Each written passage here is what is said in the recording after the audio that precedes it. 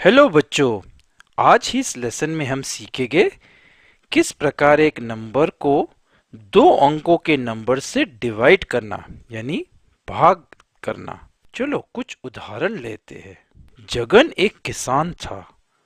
उसने अपनी जमीन पर अनाज बोया और उस साल बहुत अच्छी फसल हुई और वह अपनी फसल को बोरों में भरकर पास के शहर में बेचना चाहता है और हर एक बोरा 15 केजी यानी 15 किलो अनाज उसके अंदर रख सकता है। और जगन की पूरी फसल हुई थी 525 केजी। तो उसे कितने बोरों की जरूरत पड़ेगी? ध्यान दीजिए, हर एक बोरे के अंदर जगन 15 केजी अनाज भर सकता है और टोटल अनाज उसका पैदा हुआ है 525 केजी और टोटल अनाज उस साल हुआ है 525 केजी। तो कितने बोरों की जरूरत पड़ेगी? कैसे करेंगे हम? उसके लिए हम डिवीजन यूज करेंगे। हम लिखेंगे 525, लेफ्ट और राइट ब्रैकेट लगाएंगे। जिस प्रकार हम एक अंक के नंबरों के लिए हमने डिवीजन सीखा था, ठीक उसी प्रकार। और फिर 15 को उसके पहले लिख देंगे। फर्क ये है क्योंकि अब हम 15 दो अंकों का नंबर है 15, तो अब हम यहां से दो अंकों से चालू करेंगे। 5 टू 15 से बड़ा है, ठीक है, तो यहां से चालू करेंगे। जब हम एक अंकों से डिवाइड करते हैं तब हम यहां से एक अंक लेने की कोशिश करते हैं। तो यहाँ पे अब हम दो अंक ले रहे हैं। 52 डिवाइड बाय 15 पहले करेंगे और फिर उसके बाद 5 ऐड करेंगे। ठीक है ना? चलो चालू करते हैं। 15 का मल्टीप्लिकेशन टेबल लेंगे और कहां तक जाएंगे? जब तक हम 52 मिल जाए या उससे कोई बड़ा नंबर मिल जाए। 1 times 15 equal to 15, 2 times 15 equal to 30, 3 times 15 equal to 45, 4 times 15 equal to 60। अरे वाह, 60 जो कि 52 से बड़ा है, तो हम यहाँ रुक जाएंगे और आगे जाने की जरूरत नहीं है। और हम क्या लेंगे? 60 52 से बड़ा है तो हम इसके पहले वाला नंबर लेंगे 45। 3 टाइम्स 15 इज 45। 3 को हम क्वोशिएंट में डाल देंगे और 45 को यहां लेके आ जाएंगे। बिल्कुल जिस प्रकार हमने सिंगल डिजिट का डिवीजन किया था, बिल्कुल उसी प्रकार। फर्क ये है कि 15 का मल्टीप्लिकेशन दो अंकों के नंबरों का मल्टीप्लिकेशन टेबल यूज कर रहे हैं और बाकी सारे स्टेप्स करीब करीब समान है। 3 गए यहाँ, 45 गए हैं यहाँ। तो अब हम 52 माइनस 45 करेंगे। मैं डिटेल स्टेप में नहीं जाऊंगा, मैं मान ले रहा हूं कि आपको 52 माइनस 45 आ रहा होगा। कैसे 2 5 से छोटा है, आपको बोरो करना है। और सो 52 माइनस 45 होता है 7। तो हमारा आ गया 7। अब अगले स्टेप में हम क्या करेंगे? 5 को नीचे ले आएंगे और फिर से चालू कर देंगे वही 15 के मल्टीप्लिकेशन टेबल में। 75 या उससे बड़ा नंबर कहां तक आता है वहां तक हम मल्टीप्लिकेशन टेबल लिखेंगे। 1 times 15 equal to 15, 2 times 15 equal to 30, 3 times 15 equal to 45, 4 times 15 equal to 60, 5 times 15 equal to 75। 75 और यहाँ पे भी 75, या तो बड़ा हो या इक्वल वहां तक लिख लेंगे। अब 5 चले जाएगा क्वोशिएंट की प्लेस पे और 75 आ जाएगा यहाँ। ठीक है ना? 5 को हम ले गए यहाँ पर, 75 को लेके यहाँ से गए यहाँ पर और अब हम करेंगे सब्ट्रैक्शन। 75 माइनस 75 तो आसान है। 5 माइनस 5 0, 7 माइनस 7 0। एंड पे आ गए, ये नंबर 0 हो गया, मतलब 15 से कम हो गया और कोई डिजिट है नहीं इधर से नीचे लाने के लिए, हम रुक जाएंगे। तो इसका उत्तर हो गया 35।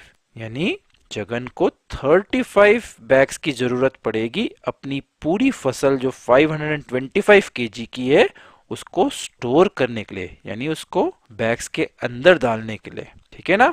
चलो एक और उदाहरण लेते हैं। अमन एक छोटा बच्चा है जो कि एक शहर में रहता है और वहां उसकी जो गलियां है शहर की, वह बड़ी गंदी हो रही है।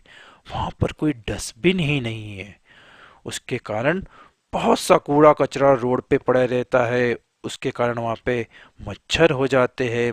मच्छरों के कारण मलेरिया या डेंगू जैसी बीमारियां फैल जाती है। तो उस लेन के लोगों ने सोचा कि क्यों ना हम डस्टबिन ले लें। तो उन्होंने सब ने फैसला किया, सब पैसे जोड़ के अब डस्टबिन लेंगे। सही किया ना? और सारे अब डस्टबिन को लेने के लिए उन्हें ₹1050 की जरूरत पड़ेगी और उस गली में 18 होम्स थे, यानी 18 घर थे। तो हर एक घर को कितना पैसा देना पड़ेगा, कैसे फाइंड करेंगे? 1050 रुपीज हमें टोटल चाहिए और 18 घर लेन में है, तो हमें यह मालूम करना है कि हर एक घर को कितना पैसा देना पड़ेगा। तो हम करेंगे डिवाइड, लिखेंगे 1050 डिवाइड बाय 18। चलिए चालू करते हैं। दो अंकों के नंबर से चालू कर रहे हैं तो हम यहाँ से दो अंक लेंगे, बाय से लिया 10। अरे 10 तो खुद ही 18 से कम है, तो उससे तो चालू नहीं कर सकते क्योंकि वो 18 के टेबल में आएगा ही नहीं, वो तो 0 टाइम्स आएगा। तो चलिए तीन अंक ले लेते हैं, 105, और उसको 18 से देखते हैं कि 18 के मल्टीप्लिकेशन टेबल में कहाँ पे आता है। 1 times 18 equal to 18, 2 times 18 equal to 36। कहाँ तक चालू करेंगे अपन? जब तक कि हम 105 या उससे आगे ना बढ़ जाए।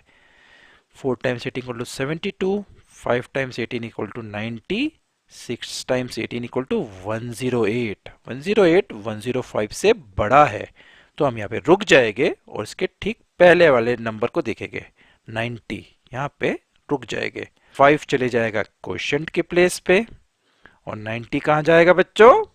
यहाँ पर।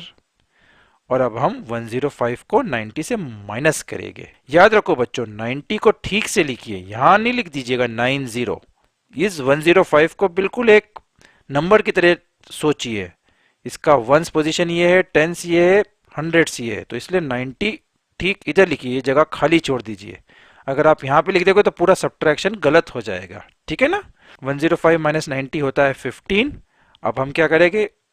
0 को नीचे ले आएंगे और अब 18 को देख के मल्टीप्लिकेशन टेबल में देखेंगे 150 कहाँ पर आता है। फिर से वही चीज करेंगे, थोड़ा सा फास्ट करूंगा आपकी बार में। 1 टाइम्स 18 18, 36 हो गया। 3 टाइम्स 18 54 हो गया। 4 टाइम्स 18 72 हो गया। 5 टाइम्स 18 90 हो गया। 6 टाइम्स 18 108 हो गया। अभी भी हम यहाँ तक नहीं पहुंचे हैं, जल्दी नहीं रोकना बच्चों, याद रखिए। 7 टाइम्स 18 126 हो गया। 8 टाइम्स 18 144 हो गया। 9 टाइम्स 18 हो गया 162। अरे वाह, हम 150 से आगे चले गए, तो हम यहाँ पे रुक जाएंगे और पहले वाला नंबर लेंगे।